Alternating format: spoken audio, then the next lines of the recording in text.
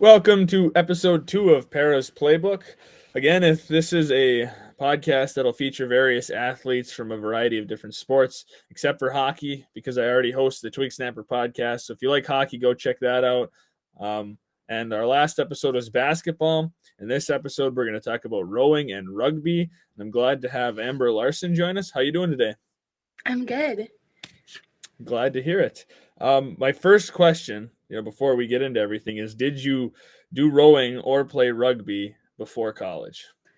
I didn't do either. I played a lot of sports in high school, mainly soccer and cross country and track, but I had not rowed or played rugby before college.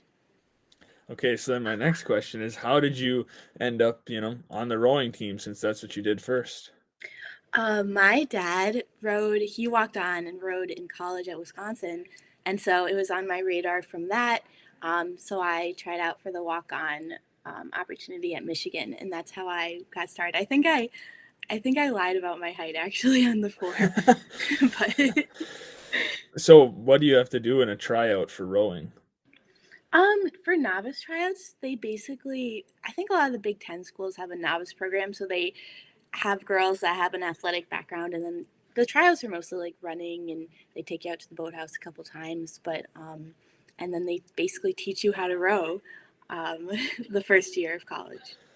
So they mainly are just looking for people that are athletic, and then they'll make sure you know how to row by the time the season starts up. Yeah. Huh, that's really interesting.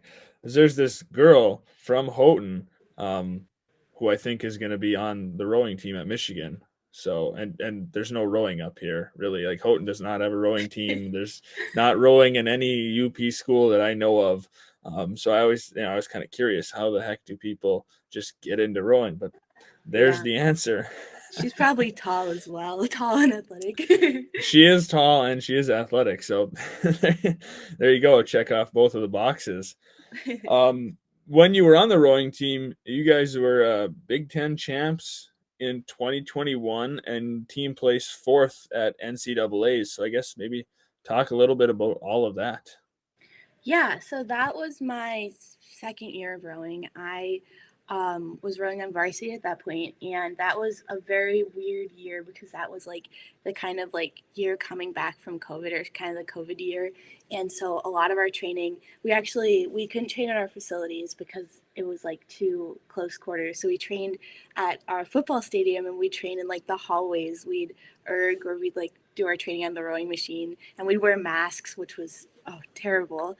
But that made like the Big Ten win super special, because we'd work so hard and like overcome. I spent, because every time you got contact trace, you had to go to quarantine. And I spent probably like 2 months in quarantine that year. Um, but the Big Ten win was really exciting. And then we went down to Florida and raced at NC's and finished fourth. And that was also a really cool experience. But It yeah, has to be a lot nicer rowing in Florida than in Michigan. Like, honestly, the weather, or no? it would be, but then we went down there in late May, so that was a shock weather-wise. But Yeah. yeah. I mean, when is the rowing season? I guess I don't even know that. I should have looked that up. The rowing season is in the spring, so um, we actually go down, or the rowing team goes down to Florida in winter to train because we don't have any open water up here. Yeah, right. So then when you do get open water, I mean, are you rowing when it's, like 40 or degrees and raining? Would you guys be out rowing? Yeah, I remember my training trip of that year. Um, and we couldn't go down to Florida or travel because of like COVID restrictions. And so we're out on the water because it was like 35 and there was open water, and it was snowing a couple days, but um, Yeah. Well, I guess that makes you stronger as a rowing team. yeah, toughens you So up. why did you decide to transition from rowing into rugby? Where did that thought come from? My junior year, I was taking some pretty hard classes, and I really enjoyed rowing, but it really consumes a lot of your time and life, and so I was ready to move on, and so I quit rowing, and then I was just going to the gym. And actually, the guy I was dating at the time was on the men's rugby team, and he told me I should join the women's rugby team, and so I did. And they, same thing. They just take you if you're an athlete. They don't care if you have rugby experience. Yeah, especially at Michigan, rugby is still a club team. There's definitely a fair amount of varsity programs in the U.S., but right now Michigan still just is a club, and so we'll take anybody and everybody. So yeah, yours is part of the National College Rugby Association. Yeah, there's a divide. There's USA Rugby, and then NCR is mostly collegiate rugby, but a lot of the varsity programs are still in USA Rugby. I think it's just Okay. a political thing. But Yeah. So is the men's team also the same way yeah. for Michigan? Mhm. Okay. You guys won the national championship this past year, correct? Yeah, we did. So I guess talk about that a little bit.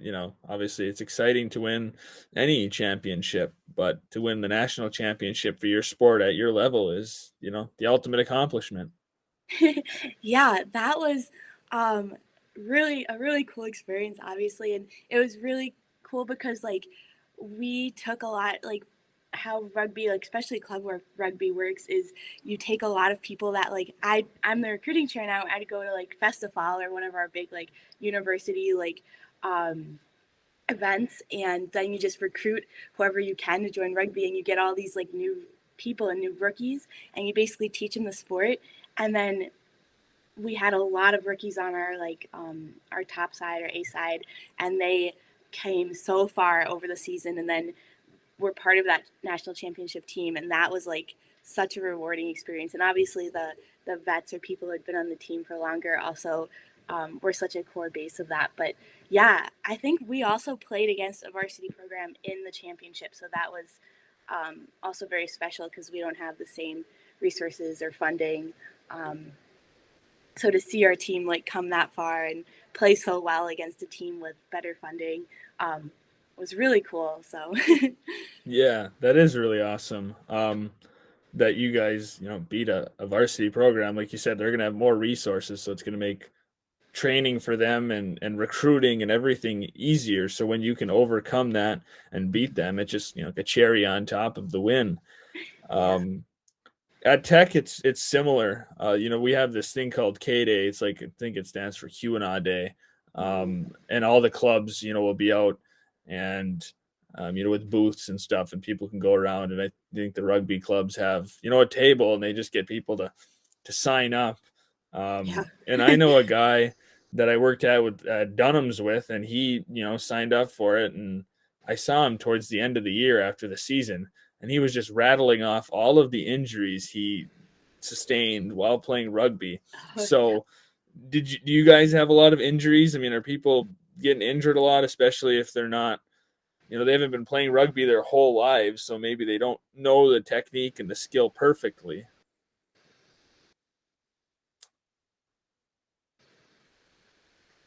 Yeah. Sorry, you're cutting out of this. Probably my Oh. Wi-Fi, but um, Did you hear my question or? yeah, yeah. So um I started last spring. I had not gotten an injury, and then recently in one of our last tournaments, I actually fractured my hand, but it wasn't. It shouldn't even count as a rugby injury because I dove to make a tackle and I landed on my own hand.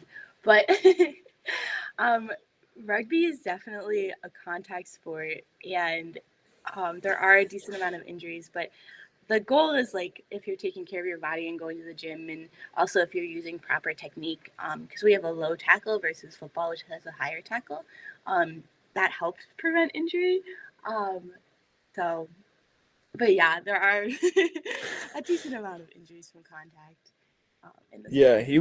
he was listing off everything that happened to him. And I think part of it was he would get one injury and then he would just play with that injury so then it would make it worse and then it would lead to another injury and probably wasn't the smartest choice, but I just it looks very intense. You see highlights on social media of rugby games and people just getting hit, and like looks like they got hit by a freight train, and no pads. It just, it looks really crazy. I mean, I love watching it a little bit, when there's like the world competitions, and that is always fun to watch. But very, very, intense sport. Obviously, if you have good technique, though, like you said, it'll cut down on the injuries, and the difference in the low tackle to the high tackle, I'm assuming, reduces the chance for concussions and that type of stuff. Yeah, I would say, Um, yeah, injury rate probably is similar to a sport like football or I guess hockey, you have like the different padding on, so I'm not sure how that correlates, but yeah, I mean, honestly, any sport, there's a chance of injury. They're just different types of injury. I mean, non-contact injuries can be just as brutal. If you're playing basketball and you go to plant, on a rebound or something, you can blow your knee out. If you're yeah, geez. running track, you can tear your ACL. I mean, there's really, doesn't matter what sport you're playing, there's always that chance for injury when you're, pushing your hardest. Yeah, for sure. So you were also the tournament MVP at the national championship. So what did that, feel like for you? You'd never played rugby before in your life until you joined the team, and then you ended up becoming the MVP of the tournament.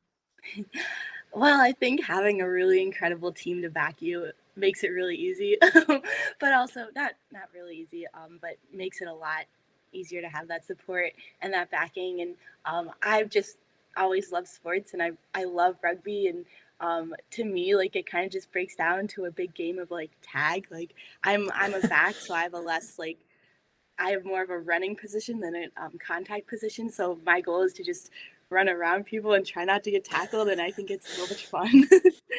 um, and especially like on the national championship stage, there was a lot at stake. So I really wanted to win for my team, which also contributed, but it was cool. Yeah. Do you think it helped that you were a runner in high school and that now your, job is to run around? Oh, yeah, running in high school and then rowing gives you such a good cardio base, so that definitely helped me um, in rugby. Yeah. Yeah. So it's really crazy. The two sports that you have done in college you never did before, and you ended up with a Big Ten championship, fourth at nationals, and then a national championship in the other one. So a lot of success in sports that you had never played prior to college. Yeah, I think a lot of it is luck. I think I've just always like loved sports, and I definitely my dad really enjoyed sports as well and was very athletic in college. So I and my mom um, with her support. So I've been very grateful for my experiences for sure. It just shows that if you are athletic, even if you've never played a sport, you can give it a try. You can pick up on it. You never know where it can take you. On the hockey podcast, one of the guests I had on was a goalie, and he Mhm. said he'd never played football before in his life. But him and his buddy were like, "We're athletic. We should be able to play football." So they emailed the football coach, and they walked onto the football team for their senior season. Never played it before, but Oh they're wow. athletic. So I mean, it's the similar type thing where just because you're an athlete, you can kind of adapt and learn the sport. So I guess that, throwing that out there for anyone who's never played a sport, just because you've never played it doesn't mean you can't give it a try when you get to college, join the club team or, whatever, and give it a shot. And you might win a national championship or a Big Ten champ, you never know. What are the opportunities like for people, playing your level of rugby to continue if they want after college? Yeah, I well, there's a WPL league, which is like a women's professional league. There's MLR for men, um, where there's different teams across the country. And then I got lucky. I got scouted into the pathway for the sevens and then the 15s national teams. There's also tournaments, um, like regional tournaments, and then you can compete in to get scouted for like the 15th national team as well. Um, so those are two pathway opportunities. And then there's a new professional league that I think I may be a part of this summer called PR Sevens, where um, you can try out or get scouted to play professionally. There's like a series of tournaments in the US, which is really exciting because that's kind of emerging. And then there's a ton of club teams all over the country, which anyone can join and play at a social level or at a competitive level, which is really cool because it gives you such an awesome community. I actually, even just last summer, I played, there's the Ann Arbor Men's Club has like pickup or touch rugby every Tuesday and Thursday night in the summers. So I'd go to that, and that was a ton of fun as well. So rugby is something that you want to continue doing after college. Yeah, I would love to.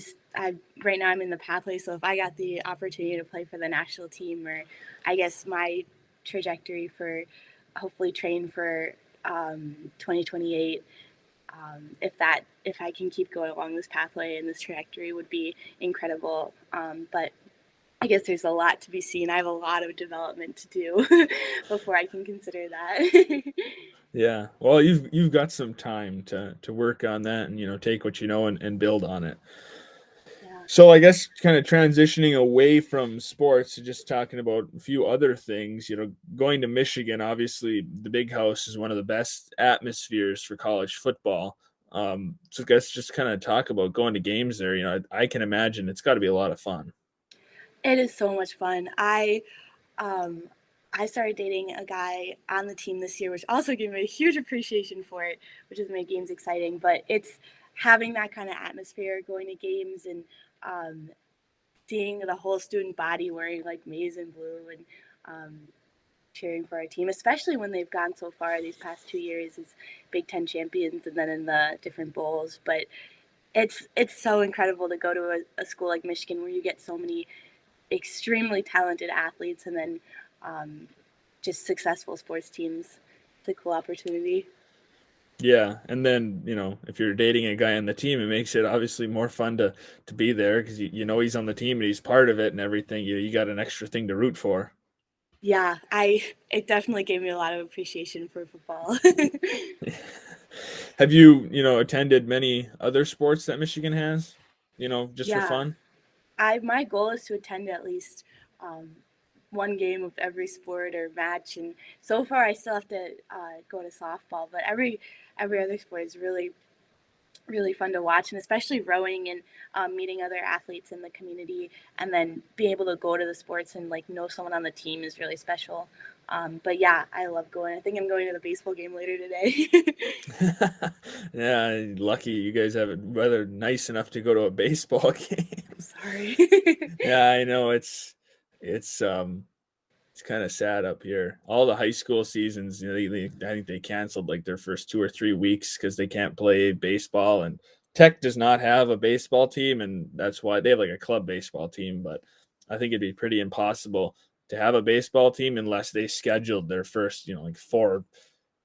Well, no, college baseball started a while ago, so they'd have to schedule like their first couple months of games down Oh south, and that wow. would be a lot of money. So, up here in the UP, we don't have the luxury of going to a baseball game at end of April. You think you should be able to, but absolutely not. It snowed the other day, so Yeah, I didn't even think about that. I have so much respect for, I guess everyone playing sports up there in the spring and wow. yeah, there was a couple of years ago. I don't know. It might have been when I was still in high school. I can't remember, but Calumet, their track was so snowed in. They like shoveled out just the track so the athletes could run on it, and it was so high. It was really crazy. It made the news, maybe at a national level, because it was just so incredible that they had to like carve a path through the Oh track so the wow. athletes could train on it.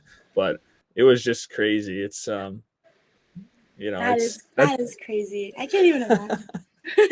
that's why it's always impressive when a UP team like baseball or softball or something does well because they start so much later. It's Yeah. just it's Wow. it's a lot different. I've been watching on like state champs Michigan or whatever highlights from all the downstate baseball teams, and you can see green grass and the sun is shining, and I look out in my yard and there's it's still pure white. It's Yeah, that's it's gotta be depressing. wow. It's depressing at different times. I mean, I graduate a week from tomorrow, and I really don't want snow to be in the pictures. I think it's supposed to be like 45 degrees. Like Oh wow. that's not cool. Oh, It snowed last year. congratulations. Oh, well, thank you. Yeah, but I'm sure Michigan's graduation's a lot, you know, nicer weather, and the sun will probably be shining. It'll probably be 70 degrees, or Oh, that's so. Yeah, wow. Well, I hope you get a miraculous little warm spell and a snowless hey, graduation. you never know. The weather up here is so weird. I mean, it was Yeah. 80 or whatever last week, and then it snowed 3 days later. So you never know what's going to happen, honestly. Oh, that's crazy. I think the only month without recorded snowfall is August. I think it snowed at least once in every other month at some point in history, which Wow. is just insane.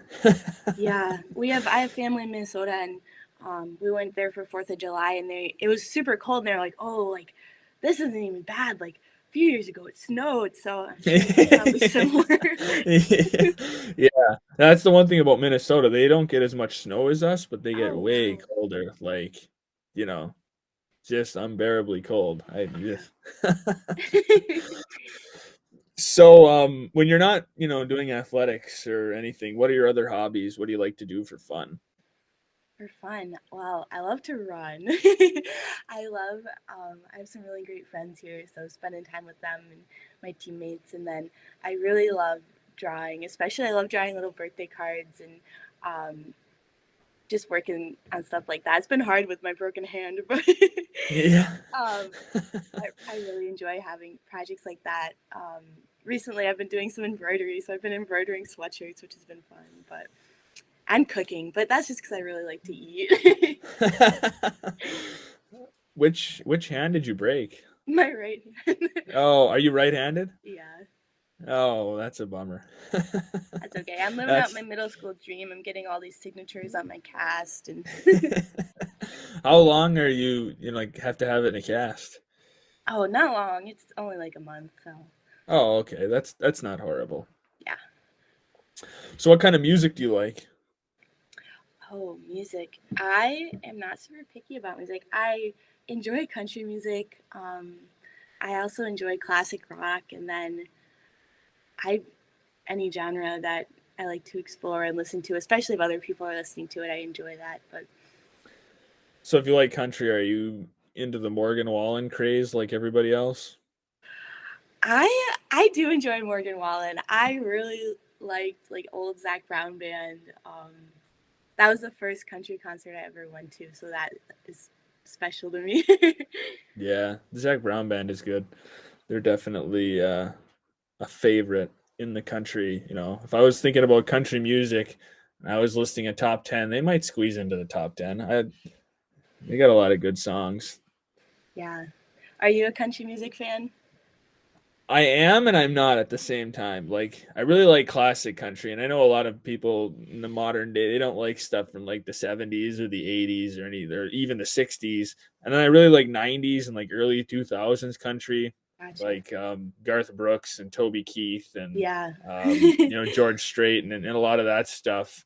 Um, but yeah, I mean, I like a little bit of the new stuff. I like a couple Luke Combs songs, and there's a couple Morgan Wallen songs that aren't bad. And Yeah. but I just feel like after like Blake Shelton and Luke Bryan and those guys were big, I don't know. Country seems so much more like pop now than Yeah. country.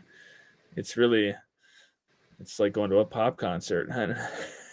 It is, yeah, it does feel like it's starting to transition a bit, which I don't love. I used to love like when it's really distinctly country, but Yeah, maybe that's why more people like it now. And Morgan Wallen had like 20. If you looked on the Spotify charts, he had like 25 of the top 50 songs. It's probably because you get a lot of those pop people who are transitioning over. yeah, maybe. What's your favorite movie? Oh, that is a hard question. I honestly don't know if I have a favorite movie. Any movie with a really good plot line, which is kind of a cop out answer, but recently I went to see um the Mario movie, and I didn't grow up with Mario, so I didn't think I'd like it, but I really enjoyed that one. Um, but I don't know. Well, what kind of movies do you like? Like, do you like comedies, dramas, romance, action, horror, like Definitely not everything? horror. Comedy, yeah. And I really enjoy the show Modern Family. That's not a movie though. Shows Well, like, yeah. it's a TV show, so that's something. Your Something favorite you TV show, watch. or Yeah, but that movies, I'm trying to think like Silver Lining Playbook or Green Book or um, book movies along those lines. yeah. You said you really like food. You like cooking because you like food. So, what's your favorite food? Oh, my favorite food. Um, I really, I really enjoy bacon wrapped dates, and they're so easy to make. And they're very, I love the sweet and the savory um, component of that. But then, yeah, I also really like making like homemade pizzas and um, different pasta dishes and things along those lines. What's your go-to topping for a pizza?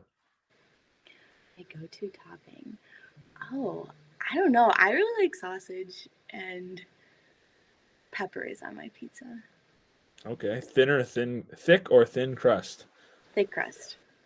All right, yeah. A thick crust is the way to go. I don't know. I don't like thin crust. It gets too crunchy. I don't. Exactly. I think the crust makes or breaks the pizza, personally. It does. And it's a lot easier to burn a thin crust pizza. And like I don't want that crunch and that like just kind of yeah, I don't know. There's something about the crunch that I don't like. It's a You little know, when I'm disappointing. Like, you really want like yeah. a hearty piece of pizza, and then it's this, you know, thin crusted. Well, and it's less filling too. Like if you're hungry, you have to eat twice as much to get filled up because it's, half the size. That's a very good point, too. Yeah. Yeah. Yeah, there you go. Well, I think that's a good place to wrap it up. Kind of touched on everything from rowing to rugby to other Michigan sports and food and everything else. So thank you for being one of the first guests on the podcast. Thanks for joining me. Yeah. Thanks for having me.